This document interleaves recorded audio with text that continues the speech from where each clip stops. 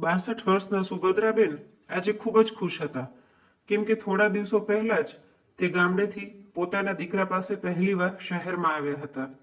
આજે તેમના દીકરાના લગ્નને 1 વર્ષ થયું હતું અને તેના લગ્નની વર્ષગાંઠ નિમિત્તે તેમના દીકરા અને વહુએ તેમના બધા જ મિત્રો અને પડોશીઓને ફોન કરીને પાર્ટીમાં આમંત્રણ આપ્યું હતું.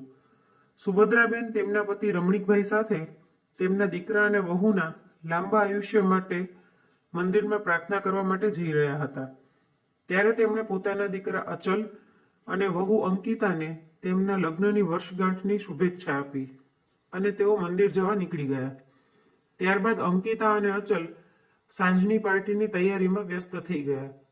સાંજ પડી એટલે બધા તૈયાર થઈને પાર્ટી હોલમાં પહોંચી ગયા. ધીરે ધીરે બધા મહેમાનો પણ આવી ગયા. અંકિતા અને અચલે બધાનું સ્વાગત કર્યું અને પછી બંનેએ સાથે મળીને પોતાના લગ્નની કેક કાપી. ત્યારબાદ અચલે એનિવર્સરી ગિફ્ટમાં અંકિતાને એક ડાયમંડનો નેકલેસ આપ્યો. ગિફ્ટ જોઈને અંકિતા ખૂબ જ ખુશ થઈ ગઈ અને તેણે બાજુના ટેબલ પર પડેલી બધી ગિફ્ટની બાજુમાં તે નેકલેસનું બોક્સ રાખી દીધું. ત્યારબાદ બધા જમવા માટે જતા રહ્યા. થોડી વારે અંકિતા પોતાની ગિફ્ટ લેવા ટેબલ પાસે ગઈ તો તેને જોયું કે બધી ગિફ્ટ હતી પણ ડાયમંડના નેકલેસ વાળું બોક્સ ટેબલ પર હતું નહીં. એટલે અંકિતાએ રાડ પાડી, "ઓ માં, મારો ડાયમંડનો નેકલેસ!"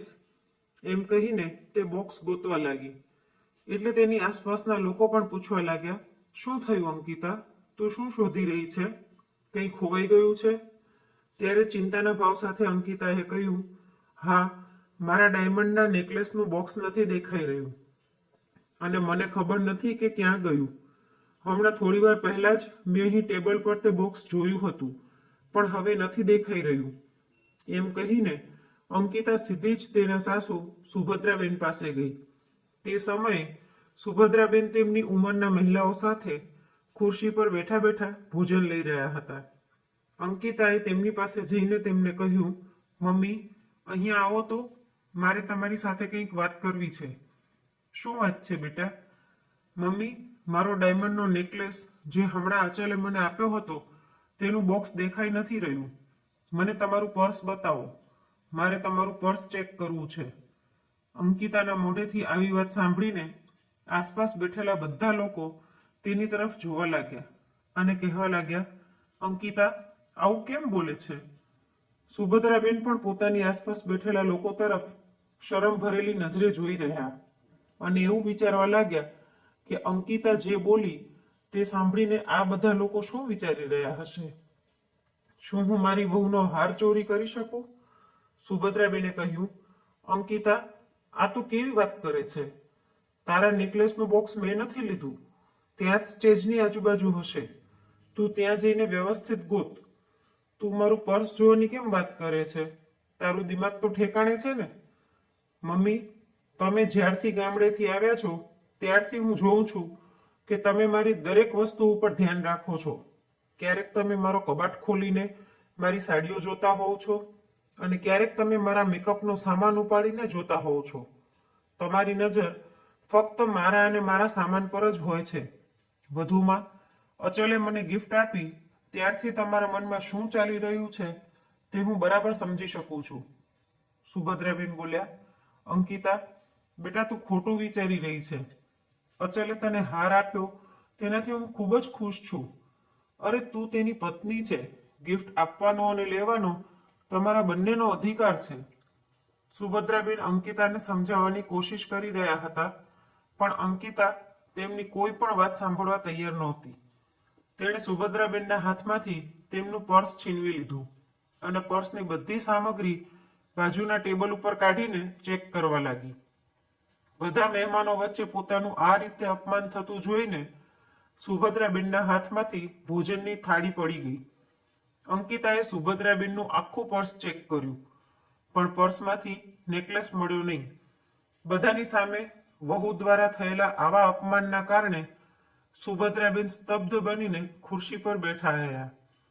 આજે તે અંદરથી પૂરી રીતે ભાંગી પડ્યા હતા અને પોતાને ખૂબ જ એકલા હોય તેવું અનુભવી રહ્યા હતા. તેમની આંખોમાંથી આંસુ વહેવા લાગ્યા. પોતાની સાડીના છેડાથી આંસુ લૂછીને તેમની નજર રમણીકભાઈને શોધવા લાગી. તેમણે જોયું કે તેમના પતિ રમણીકભાઈ પાર્ટી હોલની બહાર ફોન પર કોઈકની સાથે વાતો કરી રહ્યા હતા. વાતચીત પૂરી થયા પછી જ્યારે રમણીકભાઈ પાર્ટી હોલની અંદર પાછા આવ્યા તો ખુરશી પર બેઠેલા સુભદ્રાબેન તરફ એક નજર નાખી. તેમનો ચહેરો જોતા એવું લાગ્યું કે તે આજે ઉદાસ દેખાઈ રહ્યા છે. આ જોઈને રમણીકભાઈ તેમની પત્ની પાસે આવીને ખુરશી ખેંચીને બેસી ગયા. રમણીકભાઈ નજીક આવ્યા તો જોયું કે સુભદ્રાબેનની આંખોમાં આંસુ હતા. એટલે તેમણે પૂછ્યું, શું થયું? તારી આંખમાં આંસુ કેમ છે? અને તું આમ ઉદાસ કેમ બેઠી છે? સુભદ્રાબેન કંઈ બોલ્યા નહીં. એટલે રમણીકભાઈને પરિસ્થિતિ સમજતા વાર ન લાગી. તેમણે સુભદ્રાબેનને કહ્યું, તું આમ પથ્થરની મૂર્તિ બનીને કેમ બેઠી છે? કંઈક તો બોલ, શું થયું છે? એટલે સુભદ્રાબેનના મોઢામાંથી ખૂબ જ મુશ્કેલીથી આ શબ્દો નીકળ્યા, શું હું ચોર છું? મારી વહુએ બધાની સામે મારું પર્સ ચેક કરીને મારું અપમાન કર્યું છે. તેણે એમ કેમ વિચાર્યું કે હું ચોર છું? તેનો હાર મેં ચોરી લીધો છે. હું કોઈ ચોર નથી. આટલું કહીને તેમણે પોતાની સાડીના છેડાથી મોઢું ઢાંકી દીધું અને રડવા લાગ્યા. સુભદ્રા, તું આવી બકવાસ વાતો કેમ કરી રહી છે? કોણે કહ્યું કે તું ચોર છે? અને તું ભલે ચોરી શું કામે કરીશ? ત્યારે આજુબાજુમાંથી કોઈ એક બોલ્યું, રમણીકભાઈ, તમારા દીકરાની વહુનો નેકલેસ ખોવાઈ ગયો છે અને તે શોધી રહી છે. તમારો દીકરો પણ તેને શોધી રહ્યો છે. ત્યારે રમણીકભાઈની બાજુમાં બેઠેલી એક વૃદ્ધ મહિલા બોલી, તમારા વહુની વસ્તુ ખોવાઈ ગઈ તો પહેલા આજુબાજુ ગોતવી જોઈએ. અરે, શું કોઈ પોતાની સાસુ સાથે આવું કરે? એણે તો બધા લોકોની સામે સુભદ્રાબેનના પર્સની તપાસ કરી, જાણે તેની સાસુ ચોર હોય અને તેનો હાર ચોરી લીધો હોય. અરે, પાર્ટીમાં તો ઘણા બધા લોકો હાજર છે. થોડી તો શરમ કરવી જોઈએ ને. જો બિચારા સુભદ્રાબેન ત્યારથી ગુમસુમ બેઠા છે. ના તો કંઈ બોલે છે કે ન તો કોઈની સાથે વાતો કરે છે. રમણીકભાઈએ જ્યારે આ બધી વાતો સાંભળી ત્યારે તેમને ખૂબ જ ગુસ્સો આવ્યો અને તેમણે વિચાર્યું કે અંકિતાએ પોતાની સાસુ પર આટલો મોટો આરોપ કેવી રીતે લગાવ્યો. ત્યારે રમણીકભાઈની નજર બાજુના ટેબલ પર પડી. તેમણે જોયું કે સુભદ્રાબેનનું પર્સ તો ત્યાં જ હતું, પણ તેનો બધો સામાન ટેબલ ઉપર વેરવિખેર પડ્યો હતો. તેમણે ઝડપથી બધી વસ્તુઓ ભેગી કરીને પર્સની અંદર મૂકી. થોડીવાર પછી તેમનો દીકરો પણ સુભદ્રાબેન પાસે આવ્યો અને કહ્યું, મમ્મી, તમે અંકિતાનો નેકલેસ ક્યાંય જોયો છે? જોયો હોય તો મને કહો. તેની પોતાની મમ્મી પર સીધો ચોરીનો આરોપ લગાવવાની હિંમત થઈ નહીં. એટલે તેણે ગોળ ગોળ વાતો કરીને સુભદ્રાબેનને પૂછ્યું. ત્યારે રમણીકભાઈએ અચલને કહ્યું કે તને શરમ નથી આવતી તારી મમ્મીને નેકલેસ વિશે પૂછતા? શું તારી મા તને ચોર લાગે છે કે તારી પત્નીના નેકલેસને તે ચોરી કરી લેશે? અરે, શું કમી છે તારી મમ્મી પાસે કે તારી પત્નીના ઘરેણા ચોરે? તું અહીંથી ચાલ્યો જા, નહીતર ગુસ્સામાં મારો હાથ ઉપડી જશે. હવે હું તમારી આવી વાતો સહન નહીં કરી શકું. ત્યારબાદ રમણીકભાઈએ સુભદ્રાબેનનો હાથ પકડ્યો અને તેમના દીકરાના ફ્લેટ પર પાછા આવી ગયા. પણ તેમનો દીકરો અને વહુ હજી પાર્ટી કરી રહ્યા હતા. ઘરે આવ્યા પછી રમણીકભાઈ સુભદ્રાબેનને સમજાવવાનો પ્રયાસ કરવા લાગ્યા અને કહ્યું, તું ચિંતા ન કર, અંકિતાને આવવા દે. હું તેને કહીશ કે તેણે બધાની સામે આ રીતે તારું પર્સ ચેક કરીને સારું નથી કર્યું. અને અચલે તેને એકવાર પણ રોકી નહીં કે તું મારા મમ્મીની તપાસ કેમ કરી રહી છે? મારી મમ્મી આવું ક્યારે કરી ન શકે. સુભદ્રાબેન ચૂપચાપ પોતાના રૂમમાં જઈને બેસી ગયા અને તે દિવસોને યાદ કરવા લાગ્યા જ્યારે અચલ અને અંકિતાએ તેમને ફોન કરીને કહ્યું હતું કે મમ્મી, અમે અમારા લગ્નની પહેલી વર્ષગાંઠ ખૂબ જ ધૂમધામથી ઉજવીએ છીએ અને તમારે પણ અમારી લગ્નની વર્ષગાંઠની પાર્ટીમાં આવવાનું છે. સુભદ્રાબેન પોતાના દીકરા પાસે જવાની વાત સાંભળીને ખૂબ જ ખુશ થઈ ગયા હતા.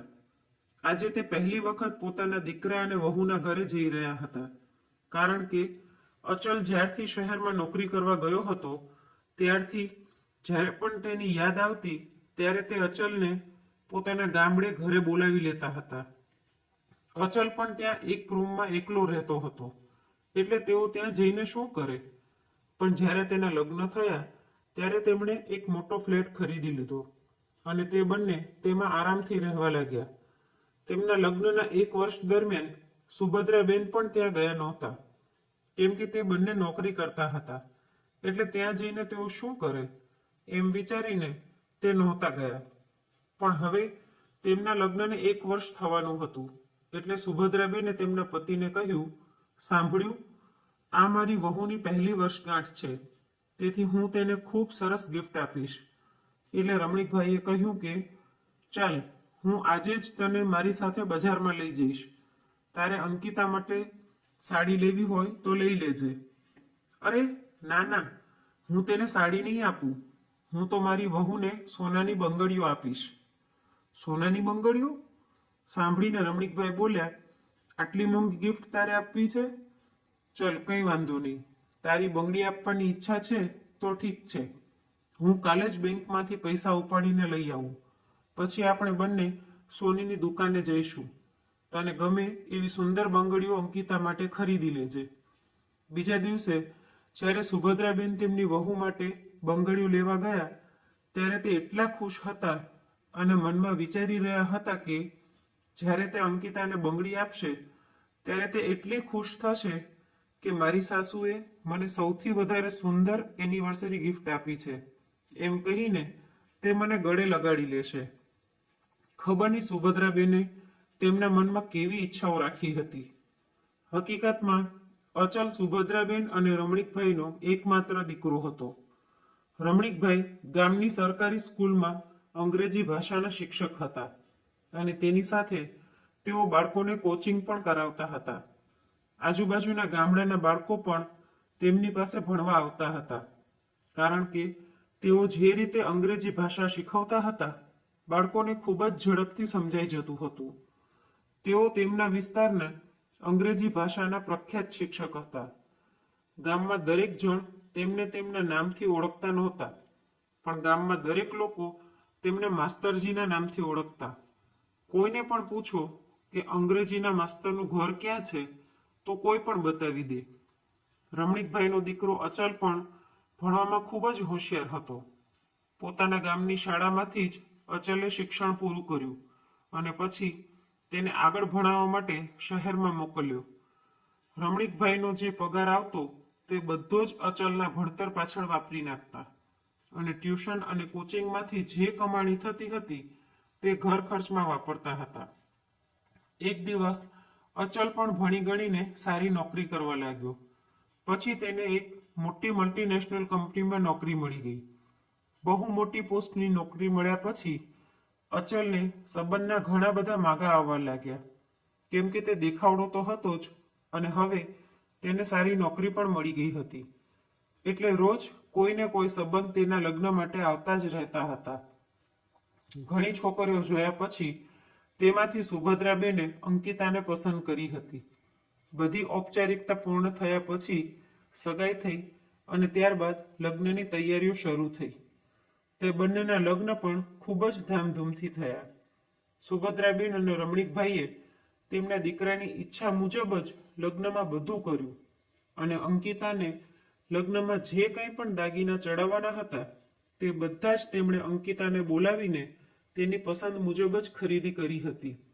કેમ કે સુભદ્રાબેનને મનમાં ક્યાંક ને ક્યાંક એવું પણ હતું કે તેમને કોઈ દીકરી નથી, એટલે જ્યારે વહુ આવશે ત્યારે તેને તેઓ દીકરી જેવો જ પ્રેમ અને સ્નેહ આપશે. લગ્ન પછી અંકિતા જ્યારે સાસરે આવી તો સુભદ્રાબેને તેને એવું ન લાગવા દીધું કે તે તેના સાસરે છે. પણ સુભદ્રાબેનને એ ક્યાં ખબર હતી કે દીકરી તો દીકરી હોય છે. વહુ ક્યારેય દીકરી બની શકતી નથી અને સાસુ વહુને ગમે તેટલો પ્રેમ કરે તો પણ સાસુ ક્યારેય માં નથી બની શકતી. મિત્રો, આ દુનિયાનું સત્ય છે, તેને કોઈ બદલી શકતું નથી. હવે ધીરે ધીરે અચલના લગ્નનો સમય નજીક આવ્યો અને અંકિતા દીકરી બનીને સુભદ્રાબેનના ઘરે આવી ગઈ. લગ્ન વખતે તો સુભદ્રાબેન આનંદથી ભરાઈ ગયા કે તેમના નાના પરિવારમાં એક નવું સભ્ય આવી જશે. તેમણે પોતાની વહુનું ખૂબ જ ઉત્સાહથી સ્વાગત કર્યું. વહુના સ્વાગત સત્કારમાં કોઈ ખામી ના રાખી. જોકે લગ્ન પછી અંકિતા 15 દિવસ સુધી પોતાના સાસરાના ઘરે રહી, પણ આ 15 દિવસ દરમિયાન સુભદ્રાબેને તેને એકદમ આરામથી બેસાડીને ખવડાવ્યું. તેમના સમાજમાં એવો રિવાજ હતો કે જ્યારે કોઈ નવી વહુ લગ્ન કરીને આવે ત્યારે તેને કોઈ કામ કરવા માટે કહેતા નહીં. તેથી સુભદ્રાબેન અંકિતાનું બધું જ કામ કરતા હતા. જ્યારે બીજી વાર અંકિતા તેના સાસરે આવી ત્યારે તે ફક્ત 2 દિવસ જ રોકાઈ હતી અને પછી અચલની સાથે નોકરી પર ચાલી ગઈ હતી. એટલે સુભદ્રાબેનને પોતાની વહુ સાથે વધુ સમય વિતાવવાનો સમય ન મળ્યો. તેથી તેઓ તેને બરાબર સમજી શક્યા નહોતા કે અંકિતાનો સ્વભાવ કેવો છે, તેને શું ગમે છે, શું નાપસંદ છે, તેનું વ્યક્તિત્વ કેવું છે. મિત્રો, જ્યાં સુધી આપણે કોઈની સાથે રહેતા નથી ત્યાં સુધી આપણે તેના સ્વભાવ વિશે કંઈ કહી શકતા નથી. જ્યારે આપણે તેની સાથે રહીએ છીએ ત્યારે જ આપણને તેના સ્વભાવ વિશે ખબર પડે છે. આજે સુભદ્રાબેન અને રમણીકભાઈની પણ આવી જ હાલત થઈ હતી. તેમના દીકરાના ફ્લેટના રૂમમાં બેસીને સુભદ્રાબેન આ બધું વિચારી રહ્યા હતા. ત્યારે અચાનક તેમને કોઈના આવવાનો અવાજ સંભળાયો. જ્યારે સુભદ્રાબેને દરવાજો ખોલ્યો તો સામે પોતાના દીકરા અને વહુને ઊભેલા જોયા. આખી પાર્ટી પૂરી કરીને રાત્રે લગભગ 1 વાગ્યે બંને ઘરે પાછા આવ્યા હતા. સુભદ્રાબેને શાંતિથી દરવાજો ખોલ્યો અને પાછા પોતાના રૂમમાં આવીને બેસી ગયા. અચલ તેમને કંઈક કહેવા માટે આગળ વધ્યું, પણ સુભદ્રાબેને કહ્યું કે અત્યારે કંઈ કહેવાની કે સાંભળવાની જરૂર નથી. રાત બહુ થઈ ગઈ છે, રાતનો 1 વાગ્યો છે. એટલે ચૂપચાપ તેઓ રૂમમાં જઈને સૂઈ ગયા. ત્યારે રમણીકભાઈ પણ સહેજ ખખડાટના અવાજથી જાગી ગયા અને પૂછ્યું, શું થયું સુભદ્રા? તું કેમ હજી સૂતી નથી? અને બહારથી કોનો અવાજ આવી રહ્યો હતો? કંઈ નહીં, અચલ અને અંકિતા પાર્ટીમાંથી આવ્યા છે. ત્યારે સુભદ્રાબેનને યાદ આવ્યું કે અંકિતા માટે જે સોનાની બંગડીઓ લઈને આવ્યા હતા તે સોનાની બંગડીઓ હજી તેને આપી નહોતી, કેમ કે તેઓ બંગડીઓ આપે તે પહેલા જ એ બધું થઈ ગયું હતું. પણ એક માનું હૃદય હોય છે. આટલું બધું થયા પછી પણ સુભદ્રાબેને રમણીકભાઈને કહ્યું કે એવું કરીશું કે આપણે બંગડી કાલે સવારે આપી દઈશું. ત્યારે રમણીકભાઈ પલંગ પરથી ઊભા થયા અને સુભદ્રાબેનને કહ્યું, ના સુભદ્રા, હવે આ બંગડી નથી આપવી. આપણે કેટલા હરખથી વહુ માટે આ બંગડી લઈને આવ્યા હતા, પણ તેણે તારી સાથે શું કર્યું તે તું કેમ ભૂલી ગઈ? હવે હું આ બંગડી ક્યારેય નહીં આપવા દઉં. પોતાના પતિની સામે સુભદ્રાબેન કંઈ બોલી શક્યા નહીં, કેમ કે તેમને પણ તેમની વહુનું આવું વર્તન ખરાબ લાગ્યું હતું. સવારે 8 વાગ્યા સુધી બધા સૂતા રહ્યા, કારણ કે પાર્ટી મોડી રાત સુધી ચાલુ હતી. તેથી કોઈ વહેલા ઉઠ્યા નહોતા. એટલે સુભદ્રાબેન ઉઠીને રસોડામાં ગયા અને રમણીકભાઈ અને પોતાના માટે ચા બનાવીને લઈ આવ્યા. જ્યારે તેઓ ચા પી રહ્યા હતા ત્યારે જ અચલ અને અંકિતા બંને જાગ્યા અને અચલ બોલ્યો કે મમ્મી, તમે એકલા ચા બનાવીને પી લીધી, મારા માટે તો તમે ચા પણ ના બનાવી. એટલે સુભદ્રાબેને કહ્યું, ઠીક છે બેટા, હું હમણાં બનાવી દઉં. સુભદ્રાબેન ચા બનાવવા માટે જેવા ઊભા થયા તો રમણીકભાઈએ તેમને પાછા બેસી જવાનું કહ્યું અને અચલ સામે જોઈને કહ્યું કે કેમ બેટા, તે અને તારી પત્નીએ કાલે તારી મમ્મી સાથે જે કર્યું એ જોઈને તને હજી પણ આશા છે કે તારી માં તારા માટે ચા બનાવીને આપશે? એટલે અચલે તેની મમ્મીને કહ્યું કે મમ્મી, કાલે અંકિતાનો નેકલેસ તેની એક બહેનપણીએ અંકિતાના પર્સમાં જ રાખી દીધો હતો. મોંઘી ગિફ્ટ છે, ખોવાઈ ના જાય એમ વિચારીને.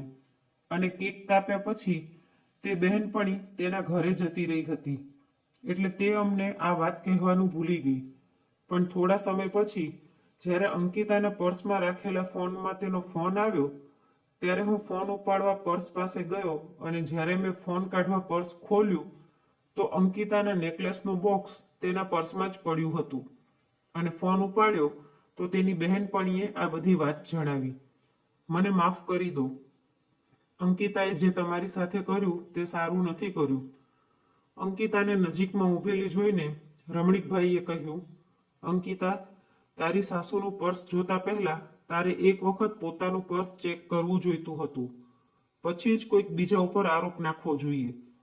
ત્યારે અંકિતાએ કહ્યું, પપ્પા, કેટલી મોંઘી ગિફ્ટ હતી, તે ખોવાઈ ગઈ એટલે હું ટેન્શનમાં આવી ગઈ હતી, અને હું તો મમ્મીનું પર્સ એટલા માટે જોઈ રહી હતી કે કદાચ મેં ભૂલથી ગિફ્ટ તેમના પર્સમાં તો નથી મૂકી દીધી ને. અરે ભલા તું તારી ગિફ્ટ તારી સાસુને કેમ રાખવા આપીશ? તારી ગિફ્ટ તો તું જાતે જ રાખીશ ને. તે જાણી જોઈને બધાની સામે તારી સાસુનું અપમાન કર્યું છે.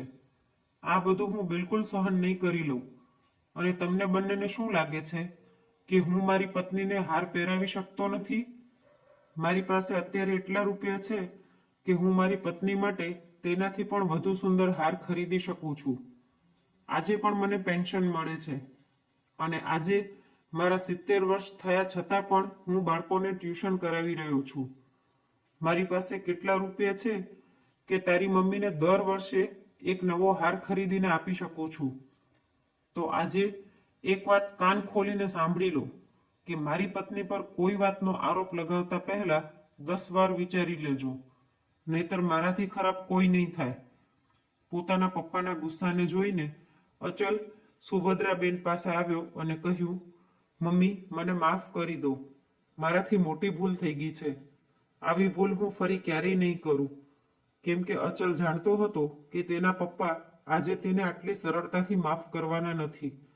પણ માનું હૃદય ખૂબ જ કોમળ હોય છે, અને તે તેને જલ્દીથી માફ કરી દેશે.